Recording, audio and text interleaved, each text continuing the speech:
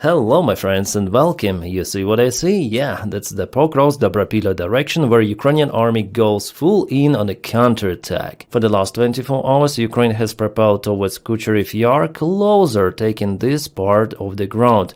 Also from Vilna there was the counterattack of Ukrainian army, plus the fights are now going in this encircled direction. Why encircled? Because Russian army was trapped here. So I guess that in the coming days we're gonna see this update, and the Russians, they have nowhere to go, especially those who are located now in Kucherov Yar. By the way, their Ukrainian army is also counterattacking. The fights are going for this piece of land. So little by little, Ukraine increases the pressure on Russian forces which were trapped in this region. And it is happening every day. This update was released the day before yesterday, so the previous one, where Ukraine not yet been able to capture this territory, or it's better to say liberate if we speak about the Ukrainian army counteroffensive, not the Russian one.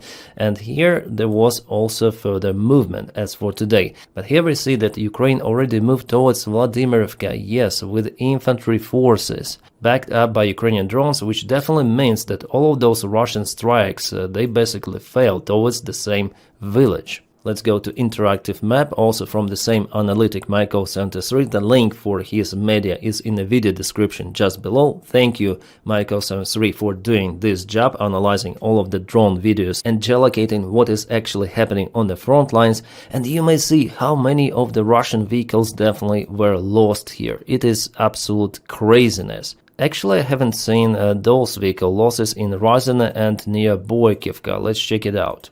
So here we have infantry carrying vehicles, maybe BMPs, being kaputted in this particular direction. It's their previous state when they were spotted, and this is after, so definitely Russia has losses. They use convoys for attacks. Well, this particular one had just a couple of the vehicles, but Russia may send more. Plus, Russians also lost one of the tanks. Let's check it out. Yeah, it was confirmed, probably because of, yeah, here we go, Russian tank. Hangar tank, also geolocated using the image from the satellites. Plus, we have one more Russian attack attempt. Some of the BMPs are burning. Wow. Here we have 1, 2, 3 of the vehicles. They tried to cross this small river, but they were not capable to do it, probably even stuck in the mud. Here we have both drone drops and FPV drones in operation. Where Russians were capable to propel to is a little bit further towards Mirnograd, to be more precise towards Kozatska and Balagan villages, mostly with infantry forces. All of the vehicles again were kaputted. Russians managed to get the local power station under their control. And this is, yeah, it's MTLB, which they used to get to that position. It was destroyed by Ukraine, but after all, Russians managed to land their infantry forces, as I told you, with some of the extra reinforcements. A couple of more of the vehicles, they were kaputted also on the way. And judging on this video, I'm telling you that infantry wasn't capable to land at this power plant from this maneuver. They went to the local forest line, and later on Ukraine tried to flatline those Russian soldiers with the help of the drone drops, which are pretty much effective. So this is a very heavy fighting zone. But still, I'm very happy that Ukraine has initiative and advantage in this northern direction, Dobropilya, and there is the chance actually to go to Novotorezhsk once again and to jam Russian forces from two of the sides, creating, as people call it, a snowman. Why snowman? Because from the rabbit, with two of the attack vectors on the north, yeah, it was looking like a rabbit. Now we almost have a snowman. 1, 2, and it should be 3 over here. Ukraine just needs to cut the supply completely and it will be no-go for Russia. Well, actually it's already been cut because all of the transport is unable to get to those 1, 2, 3, 4, 5 villages, 6 actually villages. And you see why. All of the attempts of the Russian army to move to this direction using vehicles are absolutely cancelled. The situation on the front lines in Pokrovsk-Dobropilya direction reminds me 2023, when Russia attacked with those big vehicle convoys. In 2024 it was not that much, but 2025 almost nothing, but here they renew it.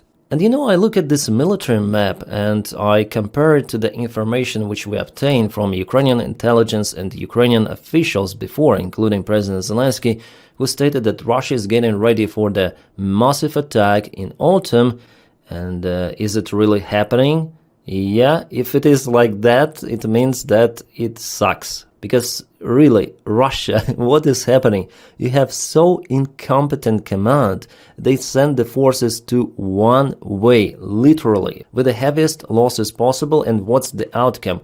What they took recently, they put Vladimirovka into the gray area. Well, okay, Ukraine started one more counterattack here. They propelled to Shakhova, but Ukraine cancelled everything of this. So maybe it's the only here. Yeah, it's the only profitable direction for Russia where they were capable to land the forces who run out of the burning vehicle towards this power station or the local forest patch or those buildings. That's it. There is no freaking success for Russians. And if you calculate all of those vehicles, by the way, there was one more convoy here. It is really hard to even describe and judge those Russian losses. And Russian military bloggers, they also scream about it. Some of the more or less independent bloggers. They say, what are we doing? We want to get again Zoloty Kolodes, a Ukrainian defense line, to break through here, but it's too late. You know, there was the partial success of the Russian army, and by that time, the same day, Russians broke through Ukrainian defense, gaining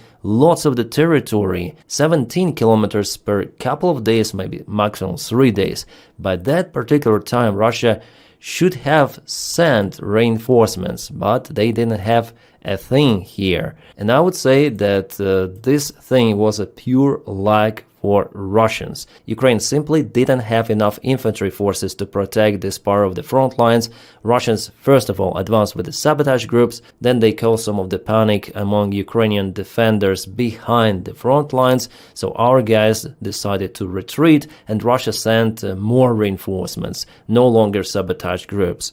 But it was not enough to create some sort of the bridgehead and hold those positions. That's why this attack for Russia is the total freaking disaster. And I'm very, very happy that it is happening like that Ukraine managed to get very capable forces and cause Russia absolutely tremendous madness on the front line. This situation is just horrific for them. They try to send reinforcements to save those Russians who are trapped, plus gain the previously lost territories, because Gerasimov already put Zoloty Kolodes, for example, on his big military map. Probably he also reported to Putin, oh, we broke through the main defense line of Ukraine, but now for sure he is not reporting the catastrophe for the Russian army in this direction. And all of the attempts, you see, yeah, how they finish. It is no words, guys, what Russians experience nowadays out there. And they try to change the tactics. Okay, small groups are not working. Let's try 2023 convoy attacks. They're not working either. Well, I got the question whether Ukraine actually planned this operation, letting Russian in and then jam them, trap them, cut them. No, it was not planned like that, but it happened. And again, I'm very, very satisfied about the current situation. Judging on the current Ukrainian resources, judging on conditions on the front lines, this is the best case possible in Pokrovsk and Dobropilya direction. Our guys did really heroic job here, and they continue to cut Russian army. And of course, I will update you about Ukrainian success in this area. And I'm sure that in a close-by perspective, Russians will not be able to break initiative in this point of the front lines. You see how they try, but nothing is happening. Alright, and we have one more video published from the left flank of the Dobropilya direction, where Russians again try to use their vehicles. They are geolocated and confirmed already. Oh my god, they are moving further and further. In the best case scenario, they're landing infantry in those 3 lines, and later on, especially during the night time, they're very well spotted by thermal cameras. Well, this attack again didn't go well for Russians, absolutely terrible, crazy losses. And what they're trying to achieve here, guys, it is not understandable for me. They continue to use the tactics of the Second World War, even though Ukraine has lots and lots of the drones. Well, still it's better not to underestimate our enemy, Russia. They also have drones, they also have assault forces, aviation gliding bombs, and there are losses for Ukraine as well. In this particular direction, There are more losses for Russia, obviously, but if we check out analytics, military maps, and also Russian channels, they also show similar videos, with less of the vehicles. Mostly they hit Ukrainian infantry, plus artillery and supplies behind the front line, because they have those kind of the drones like Landsats. Plus they have long-range fiber optic drones, and they were capable even to hit some of the vehicles in Kramatorsk, which is pretty much far away from the front lines, and I published one of those videos on my channel. So the threat from Russia is really huge, and I still do not understand how Ukraine is capable to withstand this massive attack. I mean, in general, those strikes from Russia. Well, as I continue to say, the incompetence of some of the Russian local commanders and generals plays in favor for Ukraine. If Ukraine had all of those resources that Russia has, Ukraine would have occupied or deoccupied its own territory very fast. But Russia, despite all of those things, they're still bogged down in Ukraine quite significantly, because Ukraine developed its forces, drone army, and Ukraine has a way more competent command compared to Russians. But still, do not underestimate Russians. If they would like to attack, for example, Baltic countries and Baltic armies, they're in lack of everything, drones, experience, army men, well, it's gonna be completely different story. That's why I continue to say that threat from Russia is very, very big for Ukraine, but also for NATO. And we're gonna return to this topic in this video because Mark Rutte, NATO secretary, it seems like he went completely crazy. He is sugarcoating what is happening and what potentially could happen if Russia attacks NATO. Alright, now let's check different maps. So we have this update from Deep State Military Map Source. It was yesterday, it is today. They confirmed the movement of Ukrainian army. But also, as we know already, Ukraine advanced towards Pankivka from this direction, so it should be at least colored. Well, it's already in a gray zone, that's why they do not specify it, And we have detailed review of Vladimirovka if we zoom in really there. So this is the vector of Ukrainian counterattack towards Mayak village. Before, Russians tried to get to destroy the bridge over there, but they failed. Also, they moved to Vladimirovka using this road, and partially they turned the forces into Vladimirovka from north, but also they were kaputted, and there could be still presence of some of the separate infantry units just occasionally. That's why it is in a gray zone, but Ukraine strikes towards the new direction. And for Russia, well, it could be kind of interesting because their forces over here in those trenches are now under the threat. Well done, Ukraine, with this operation, counterattacks, everything so far is going really according to plan. Not Putin's plan, no, after all, Ukrainian plan in Pokrovsk. And also we have some interesting news coming from Alexeyevka village of the Sumy region. The events described in this village by Russian military bloggers as catastrophic ones, and they say that they have to withdraw from it. Well, actually, Russia before did absolutely everything to keep this village under control. They partially withdrew from it, then they sent some of the reinforcements, then they took it again, and now Ukraine sent some of the reinforcements, and Russians now say that they'll have to go to Vladimirovka, as they mentioned, 100%. So we'll see, this week could bring very interesting news for Ukraine, like positive news for us, They're already positive in Pokrovsk, but could be also positive from this direction in Sumy, because the Russian army actually took the part of the reinforcements from Sumy region and sent them to KA or flat line, in Pokrovsk. You know, guys, I analyzed those frontline updates for almost entire war, and I would say that the biggest Russian mistake, which I still do not understand, is that they continue to attack from multiple of the directions.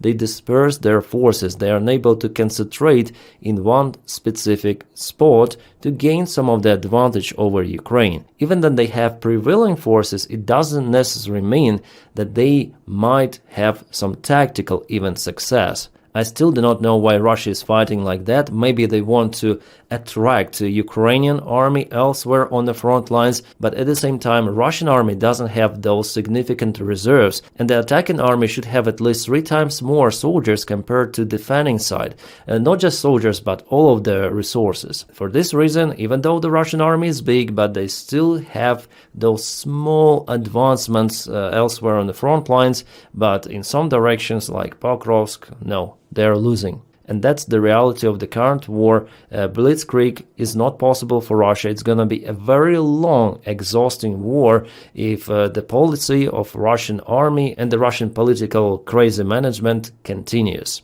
The place where Russia now attacks is over here in Dnipropetrovsk region, and somehow they were capable to expand the gray area in Oleksiivka. Actually, according to my information, they didn't go here from this place, they went from Verbove village with some of the sabotage group that counted many of the soldiers actually. So it was several days ago, and it is right now. Ukraine is working now with drones on that village. And here is the update. Yeah, you see Russians took Myrna village under control, but I may say that they slowed down a little in this direction. Alright, now let's go to another news and let's listen to this clown Secretary of NATO Mark Rutte, who is probably a cuckold or something. Yeah, can we use this name here for him? Because probably he likes then Russian drones and fighter jets are flying into the NATO airspace, and he says that we're not gonna shut them down because maybe they're quite peaceful. Let's listen. But why would you shoot down a plane which is not posing a direct threat? I mean, that would be silly. I mean, we have done this for 60, 70 years as NATO. We have worked with the Soviets and now with the Russians. It is not new. Why would you shut down the plane? It's just a Russian plane, who cares? And let's go to one more quote of this clown,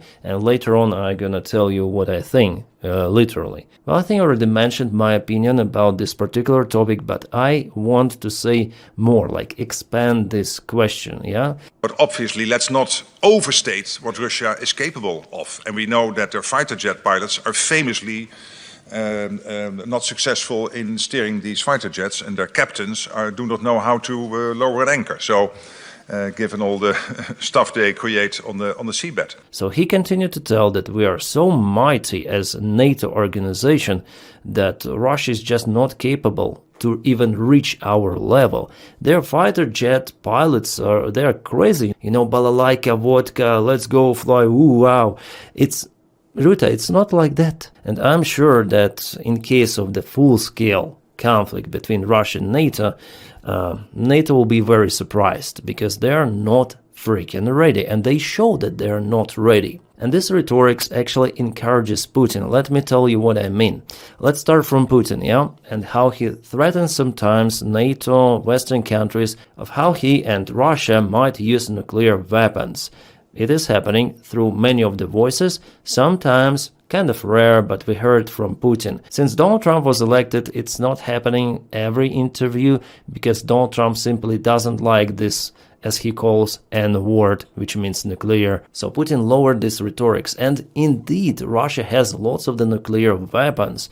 Arsenal is damn huge. Russia is the first nuclear country. They have more nuclear warheads than United States of America. So everyone knows the potential that Russia definitely might use all of the stuff and destroy entire world. But at the same time, I guess all of the world leaders understand that Russia is not interested really to use those nukes. After all, you see, having this capability and willing to use all of that stuff is not the same thing. And we see it in the history of this war, that many times Russian red lines, then Putin stated, okay, we're gonna use the nukes, all of those lines have been crossed. Now with Tomahawk, there's going to be maybe one more red line. I just hope that the United States will supply to Ukraine at least few of the Tomahawks, because they could be very, very successful against some of the Russian military infrastructure. Especially, I think the main target could be the factory where Russia produces Shahid drones. But let's speak about Putin. World leaders also understand that Putin lives kind of the luxury life. He is not that outcast. He is not like that religious fanatic dictator. No, he likes money. He likes luxury stuff. He has lovers and unregistered kids from those lovers. No, he lives normal, fancy life. So probability for him to use nukes and kaput everything around, also the stuff that he likes and loves, well, this probability is very low. Unlike, for example, with Iranian dictators, or as it was already with Afghanistan guy Osama bin Laden. Then he was actually forced to live in a cave after what he have done. So it was definitely a fanatic mindset. So he sacrificed his normal living for some really terrible event as for us, but for him it was a huge achievement that was worth his comfort life. For Putin it will absolutely not work like that, and people understand that. Donald Trump understands that. So all of that Putin's bluffing about nuclear weapons, it's not serious. Yes, he potentially may use nukes at any freaking moment because he has those. But the probability, it's similar to winning multi-billion-dollar lottery. With Putin, especially because we know his portrait. But the same exact situation is now happening with NATO.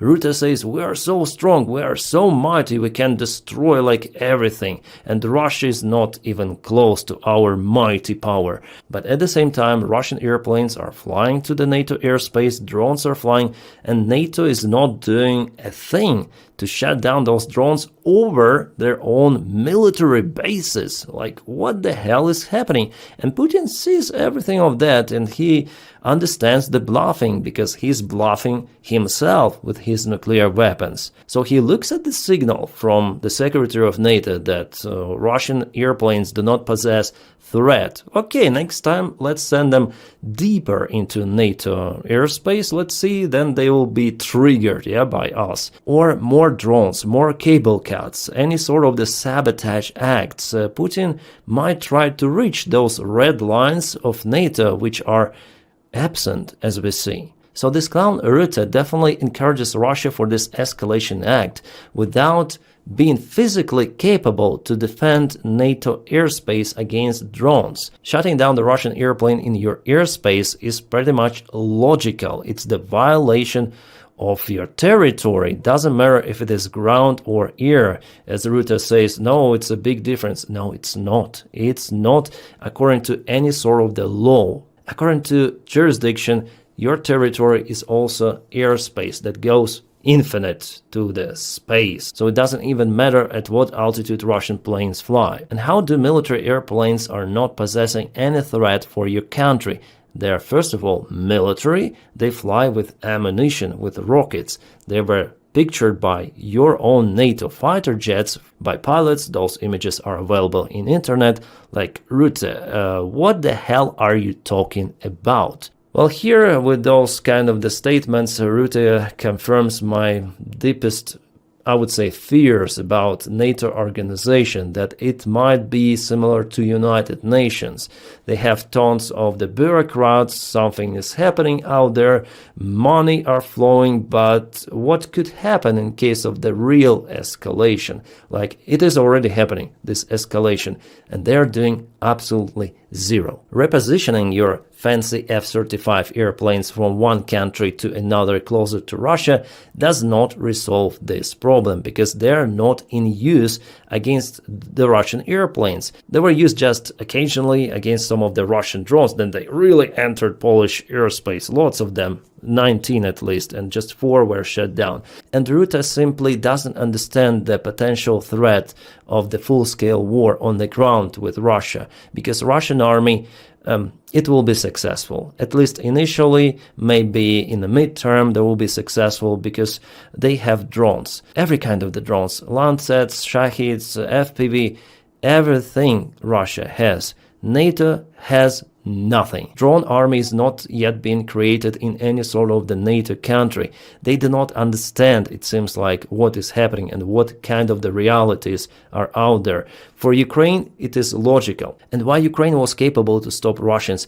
Because technologies of this war were developed simultaneously, yeah? Drone technologies, FPV drones, they developed almost at the same time for Russia and Ukraine. That's why it's very hard for those two sides to fight against each other. That's why the front lines are boiling, but Russia is not moving that fast. Little by little, it's taking territories.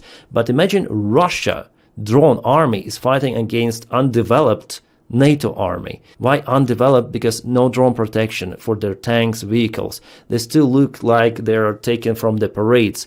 Electronic anti-drone warfare just occasionally. Its own drone army is basically absent. Occasional small units who still play drones without real actual military experience. Guys, believe me, if Russia sends at least 1,000 Shahid drones from Belarus border to Baltic countries, and if Russia sends a single drone battalion Rubicon, the most capable they have, but a single battalion to Suwalki corridor, they'll occupy it. It's 100%, it's 1,000%. The threat is way, way bigger than you might even imagine. And NATO chief saying about that stuff, guys, I'm again out of words. I know that I'm emotional about this topic because I see what is happening and I understand those threats.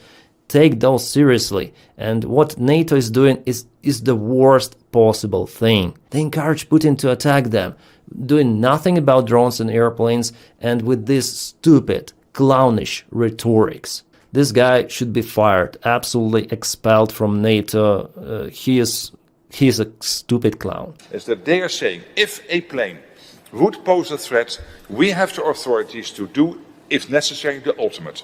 But if the plane is not posing a threat, we are not going to shoot it down.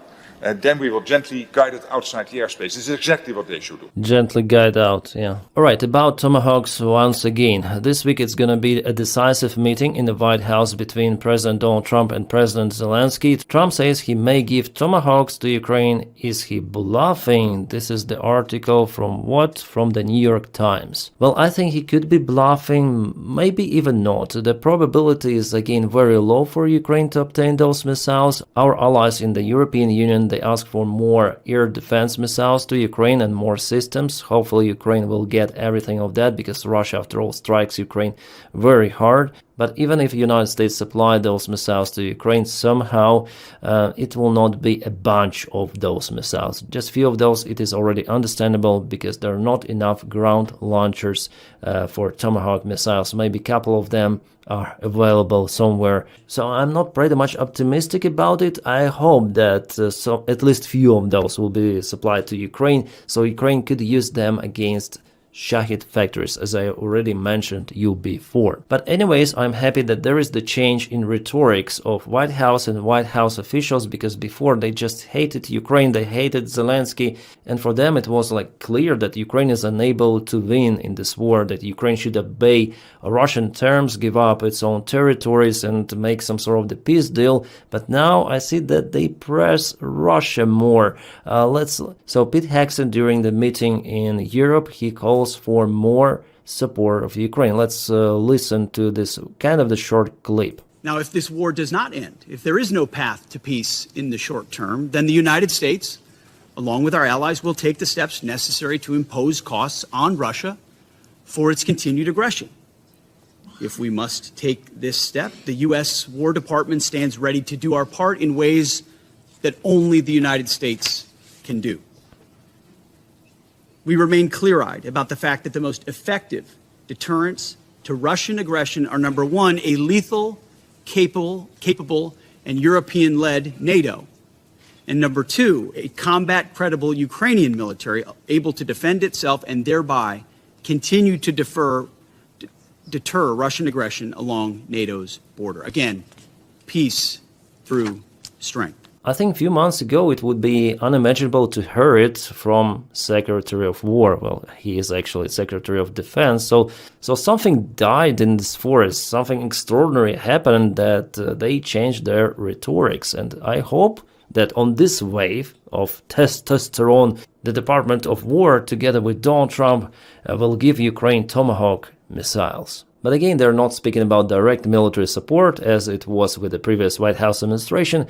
They're telling Europeans to purchase American weapons. That's it. You need to give us money to maintain our military production sector, and maybe we'll do something if Russia attacks you, but no, probably not. I do not believe that the United States under Donald Trump will deploy their forces to protect Baltic countries. No. And hear what Donald Trump tells about his future meeting with Zelensky. We'll be talking about the war with him, and we'll be talking about, I mean, they want to go offensive. I'll make a determination on that, but they would like to go offensive, you know that, and we'll have to make a determination. Interesting. So Ukraine wants to go offensive. I guess offensive deep inside Russia using some of the weapons and not on the front lines, because actually Ukraine doesn't have resources to advance fully strategically on the front lines as Ukraine did in late 2022 in Kherson and Kharkiv oblasts. I think speaking about the war in Ukraine with the current drone technology developments, it's not possible to offense like that, taking huge territories. No. So I think here he meant deep strikes inside Russia to harm Russian military production and refinery capabilities. Whoop. Whoop. Also, Trump said a couple of words about India purchasing Russian oil. So I was not happy that India was buying oil. And he assured me today that they will not be buying oil from Russia. That's a big stop. Now I got to get China to do the same thing. It could be interesting. So Modi promised not to purchase Russian oil for Donald Trump today. Well, we'll see in the coming days if it is really truthful information or not, because India really purchases lots of the Russian oil, almost the same amount as China does. And what is interesting, that Treasury Secretary Scott Bessent today stated that United States may provide some of the mechanism for Donald Trump to apply 500% tariffs on China if China continues to purchase Russian oil. Here the mic is really terrible, so I'll increase the volume for you to hear it. 85 U.S. senators are willing to give President Trump the authority to put up to 500% tariffs on China for the purchase of Russian oil. Nice. But still, I do not believe it. Well, maybe on some separate companies of China it is possible, but on entire China, just imagine how it could harm American economy. Well, maybe it's just one more rhetorics for United States of America in this United States-China war. By the way, today Donald Trump really stated that there is an economic war between United States and China. It is ongoing. So it's like one more potential lever which Donald Trump shows to China. You continue to do something wrong, well, we're gonna apply 500% of tariffs. Okay, you see it? You see? But whether Donald could apply those tariffs in real life, I don't think so. Oh, what's that? That's the Feodosian volcano in Crimea. You see how it erupts? Well, actually, you may call it an oil storage volcano that destroyed oil storage completely, like it's gone. There were a couple of the strikes of Ukrainian drones, 108 oil tanks, the rest were kaboomed by the next strike. Probably there are 2 oil tanks which are still okay, but it doesn't really matter in this case because the facility is simply unusable. Well guys, this video is already getting long, so stand by for my next updates. And my job is possible just because of your support on channel membership and on Patreon. For membership, you may just press join on this channel. For Patreon, the link is in the video description just below if you want to support my job. And guys, without you, I wouldn't be able to film those videos. So thank you so much for your kind support. And my friends, I wish you all a peaceful sky wherever you are and have a great time.